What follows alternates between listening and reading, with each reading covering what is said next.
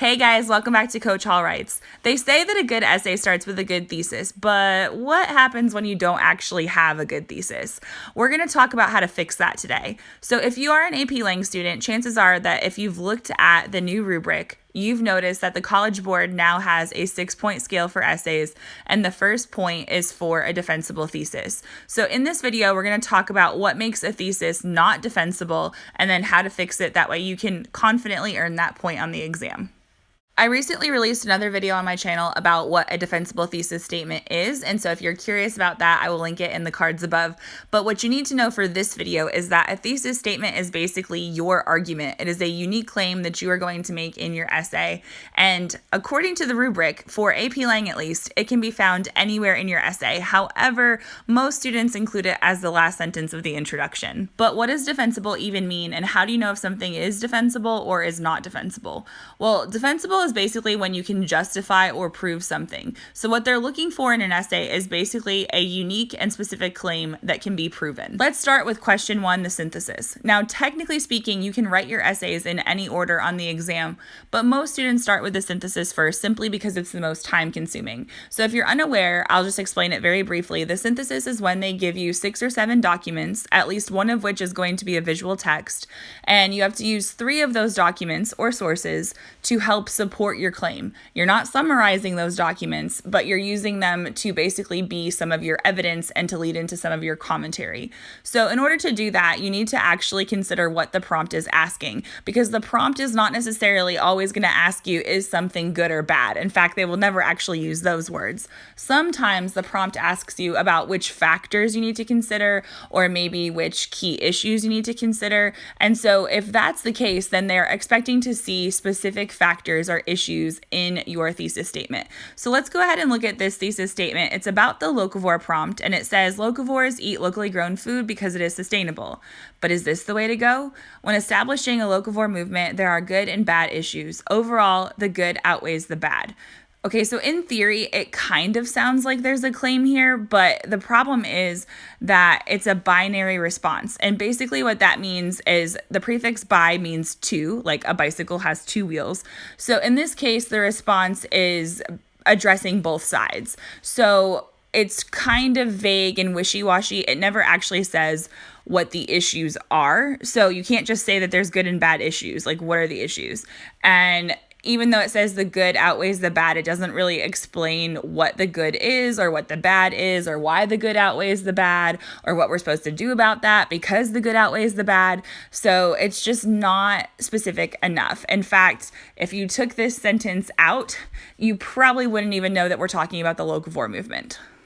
If you're familiar with some of my previous videos regarding the synthesis essay, you'll know that I use a sentence frame to model how to do a counter-argument thesis. So far, I found this is very successful with my own students, and so I will include a picture of that for you guys, and I will also link those videos above and in the description box below. That way you can check it out. There's more than one way to write a counter-argument thesis statement, but I think it's one way to clearly assert a position, and so once you master that, you can kind of break from that formulaic structure, but it can help you if you're writing something that's not considered defensible. Sometimes a sentence frame is the way to go. So this is actually not technically like a super scripted sentence frame because I wanted to kind of show the thought process that a student could use when trying to arrive at a thesis. A lot of times when I'm working with my own students and they're struggling to be specific, I try to just ask questions, and eventually their vague responses become something that is defensible. So if you read this response here, you'll notice that there are some highlighted words that indicate factors, or actually in this prompt, they called them key issues, but in my personal opinion, they're basically the same thing. So you'll note that it says convenience, you'll note that it says taste. So in this position, we're noting that convenience is more important than taste. You'll also note that I highlighted the word therefore because oftentimes transition words help you assert a position, or at least they can. Words like therefore, thus, and as such are really helpful for this. So as you're learning to craft something that's defensible and you really want to make sure that your position is clear, words like therefore can help you assert a position. So this is a rather long thesis statement. It's actually not all a thesis statement, it kind of leads into it, but you can see here that this takes a particular stance. And notice that I avoided the words key issues or factors. Even though those words are in the prompt, it doesn't mean you actually need to use them in your thesis as long as those key issues or factors are apparent to your reader. We're still going to look at the synthesis here, but we're going to shift gears a little bit because they don't always ask about factors or key issues. Sometimes they ask you to challenge, qualify, defend. Those are words that are typically seen in the argumentative essay, but sometimes for a synthesis, you have to technically do one of those things as well. And so for the eminent domain prompt, they wanted students to assert a position on the extent to which eminent domain was beneficial. I'm paraphrasing here, but you get the idea. So a thesis statement that is not defensible would be eminent domain is a controversial topic, but it's really a matter of perception.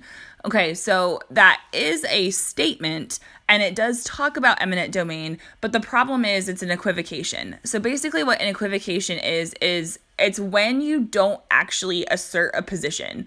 And so in this case, saying that it's really a matter of perception is kind of like a cop-out, like you're not actually asserting something. So let's talk about how we can fix it. You'll notice at the bottom, it has some really strong language highlighted. So victimizes and robbing, those are words that suggest that a person would be against it. So notice that it says challenge in parentheses at the end. That's because if the idea is that eminent domain is beneficial, then this thesis statement contradicts that. This thesis statement is saying, no, it's not beneficial, and here's why. It victimizes Americans, it robs them, there's no guarantee. So this language suggests that a person is against eminent domain, but it doesn't actually say eminent domain is a bad thing. So it does assert a clear position here. It's not saying it's a matter of perception. It's saying, no, this is not good, it's not beneficial, and here's why.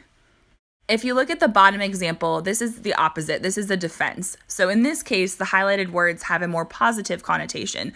This way, your reader will know that you are trying to defend the benefits of eminent domain. So we have words like provide, lawful, just compensation, and then benefits. So this is one way to suggest a support of the topic without actually saying, I think eminent domain is a good thing.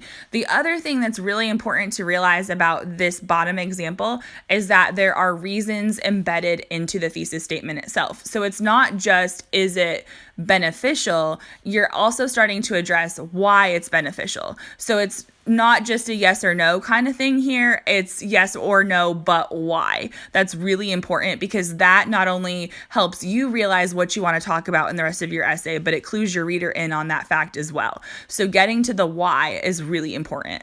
Let's switch gears a little bit to my personal favorite essay, the rhetorical analysis. Now, I think I'm in the minority on this because most kids hate rhetorical analysis, and it's usually, statistically speaking, the lowest average score on the exam for the essays, but I personally love it. And I think if you have a strong thesis, you can set yourself up for a strong analysis. So in previous videos, I have talked about some sentence frames that you can use to do this. And so I did a little bit of that here, but I tried to give you some variety for this. So let's look at a thesis statement that would not be defensible for a rhetorical analysis. In this case, we're going to use the 2018 prompt about Madeleine Albright. So it says Madeleine Albright uses rhetorical strategies to convey her message. Oh my goodness, it's already not defensible. I just cringe when I read this. Okay, so you should not actually say rhetorical strategies. Yes, it's in the prompt, but you can just actually identify those strategies. You don't need to tell your reader that they are rhetorical strategies. It's kind of like telling someone that blue is a color, like they know. So this lacks any specific rhetorical strategies, and it doesn't even really say what her message is at all.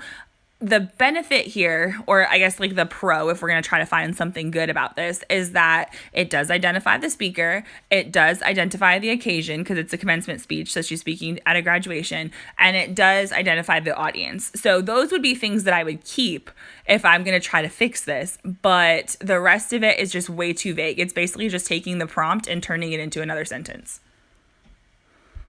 Admittedly, this thesis statement looks very similar to ones that I've shown in previous samples and other videos, but that's because this kind of sentence construction works. So let me break it down for you very simply. For a prompt like this, there are 3 things that you need. You need to have a specific reference to strategies. You need to have some semblance of purpose. And you need to identify what the message or argument is. If you can do those 3 things in a thesis statement, then you have a defensible thesis. So let's start with the first part. Let's start with the words that are highlighted in yellow. So we've got repetition and anecdote. Those are rhetorical strategies. Notice that I did not actually use the word rhetorical strategies in the thesis. I harp on this all the time in my classroom. It's because we know what strategies are. So assume your reader knows this. Do not define the strategies. However, you do not actually have to use the noun form. Like here it says repetition and anecdote, but I could have just as easily said something like by repeating the word perseverance, and that would be the same thing as repetition. Or I could have said, if I did that, by repeating the word perseverance and relaying stories about blah, blah, blah, blah, blah. So that would be anecdote, relaying stories or giving examples. We don't necessarily need to use these highly technical words because, I mean, who walks around talking about asyndeton and stuff like that? So sometimes it's okay to just phrase it in a way that actually blends better with your style. So quick tip, try not to use logos, ethos, or pathos. Use the phrase appeals to logic or appeals to emotion. And if you're going to do pathos, which emotion are they appealing to? And then ethos can either be ethics or credibility. So make it readable, make it flow, make it in your voice. So step 1, make sure there are strategies present. I personally prefer the strategies to come before the message and purpose. I just think it reads better. So here, the purpose is conveyed through the verb empowers. Okay, so you don't actually have to use the word purpose either. Choose a strong verb. Figure out what the person is trying to do. And then lastly, when you reference a person's message or argument, it's okay to use those words. Try maybe not to use the exact word that's in the prompt if at all possible, but it's okay if you do, but you really need to be specific about what the message is or what the argument is. So in this case, it's talking about how these graduates are going to undoubtedly face adversity, but they need to persevere. So be very, very clear on what the message is. It is cringeworthy when students just say, oh, he does this or she does this to convey her message. Okay, great, but what's the message? Or let's take the Richard Louv piece about nature, because that's the one my students did recently. You can't just stop at to convey his message about the separation of people and nature. That doesn't tell me if he is for it or against it. And it doesn't tell me if he is upset that there's a disconnect or if he's okay with it. So it needs to be really clear that you understand the message of the piece. And so the key here, as with the synthesis, is be specific. Okay, so let's look at another thesis statement for rhetorical analysis that is not defensible. This one's another Madeleine Albright one. I don't know, I just love that prompt. So this one says, Madeleine Albright uses anecdotes to tell the graduates that the war is coming to an end. Okay, so here we actually have a reference to a strategy, but if you're familiar at all with the speech, this is a misunderstanding of the speech. It's latching on to one thing that she said and totally misrepresenting the rest of the speech. And so this is a little bit harder to fix because if you misunderstand it, then it's hard to kind of suddenly figure everything out. It's much easier to have a vague thesis and make it more specific, but it's just really important that as you're reading the rhetorical analysis passage that you take annotations and try to really figure out, okay, what is the occasion and who's the audience? Like, what is this speaker trying to tell these people or write to these people at this time? And if it's an essay, there's still a perceived audience and occasion as well. It's a little bit easier to identify that with letters and speeches. And so those factors actually impact the purpose. And in this case, Madeleine Albright isn't trying to tell the graduates that the war is coming to an end. She's trying to inspire them because they're about to be going off into the real world. And she wants them to know that it's going to be challenging, but they have to face that adversity. So she gives them examples of other women, especially toward the end of her speech, other women who have basically shattered the glass ceiling, hoping that it would inspire them to do so as well. So one thing is to just really make sure that your understanding of the passage is consistent, especially a passage like Madeleine Albright. She uses the word persevere so many times throughout her speech, but even more recent things like the letter that Gandhi wrote to Lord Irwin, it's clear that he's advocating for a nonviolent approach, but at the same time, he's pretty consistent with the fact that if Lord Irwin and essentially the British don't comply, then he's going to be forced to take action in the form of nonviolent protest. So usually the passages that the College Board chooses, even though they're short, the purpose is evident throughout the entire passage in different ways, not just in one part. So don't latch on to one part, assuming that that's the purpose of the entire thing. Okay, so since I brought up Gandhi in the last example, let's look at a thesis statement about Gandhi now. This one talks about his demeanor. It does reference the fact that it's a letter, but it says it makes him seem more approachable, making Lord Irwin more receptive to his argument. Okay, so we've already got some vague phrasing here. What is his argument? I have no clue what this guy's writing a letter about right now. So that needs to be very clear. Like, it's almost like if I could take your thesis out of your essay and just put it on an index card and give it to somebody, would they know what you intend to write about? Would they know what the passage is about? And if I did that with this one, the answer would be no. So it's very vague phrasing that we need to fix here, first of all. And then the other thing is that it's kind of perhaps implying certain strategies, but they're not clear enough. So talking about his personality, are we talking about that realization through word choice? Like, what about his passage made you realize that he has this personality, this calm demeanor? Was it his word choice? Was it the fact that he was talking about nonviolence? It's almost like this one just has a lack of connection. Maybe the student was rushing. Maybe the student kind of like assumed that their reader would kind of understand what they were meaning, but unfortunately they can't. The people who read your essay on the national exam, they cannot interpret your essay. So it's not like in class when your teacher's like, oh, I know what you meant here. No, they are not allowed to do that. So they have to go by what's on the page, which is why it's really important to connect all the dots and to just be really specific.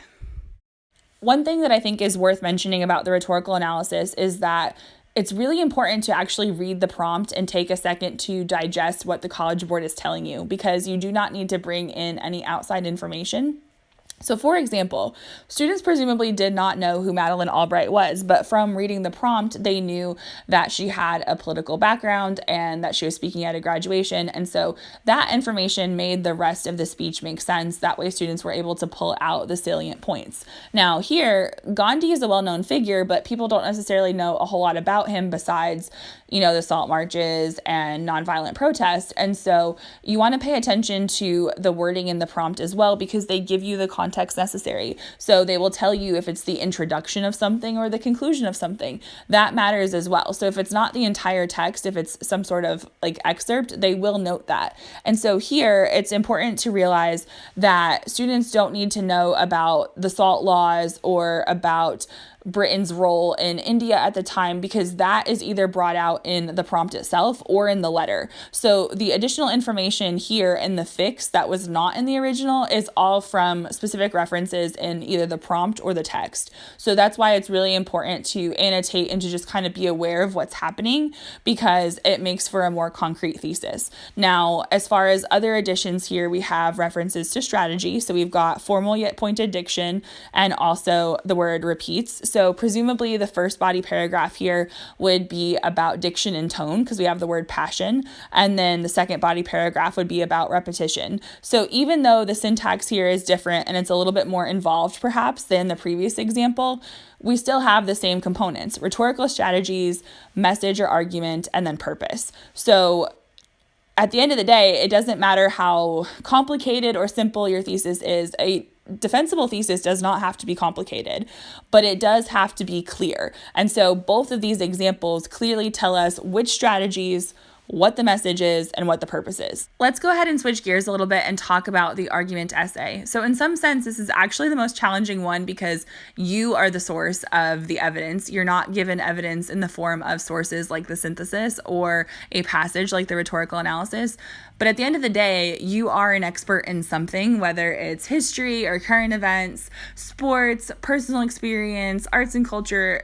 So you can bring in your own knowledge base and use that to prove your argument. So the one thing that you tend to be given for this essay, though, is a quote. And I think sometimes students misunderstand the purpose of that quote. The quote is not something that you're responding to.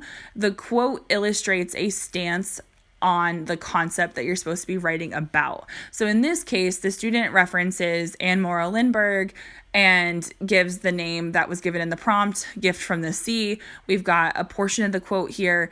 That is all wasted time and page space because they're not asking you about Anne Morrow Lindbergh. They're asking you about the extent to which the unknown is valuable. And so we don't even need the quote as a vehicle to get into our argument. So here we've got a series of questions and we've got the statement, it's valuable, it's being the unknown here, but that's not specific enough. So it doesn't say why the unknown is valuable. It doesn't say to what extent. So with to what extent, I caution my students to avoid always and never because those are absolutisms. And if you say something is always valuable and then someone can give you a counterclaim and rebuttal, then it totally debunks your argument. Same with never. So we want to kind of like look at specific situations or at least say like most or some, but not always and never. Just a little tip there. So tip number 1, don't actually reference the quote. And tip number 2, avoid always and never. Okay, so let's go ahead and look at how we can actually fix this and try to make it more defensible.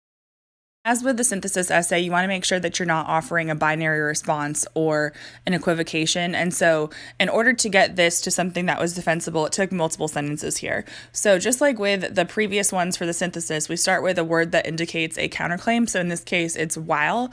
And then we have the value of exploring the unknown remains constant. So that's referencing the value, but it's not necessarily going into the full extent. So the second sentence here helps prove it even more. And so we have references to college and a formidable opponent. So presumably those are things that would be brought up in the body paragraphs. So those are serving as our evidence. And then we have the key word here, personal growth. So it's worth it. So that's asserting the value, but why it's the personal growth. So you want to make sure that you at least give reasons, and that way you're coming up with something that's defensible.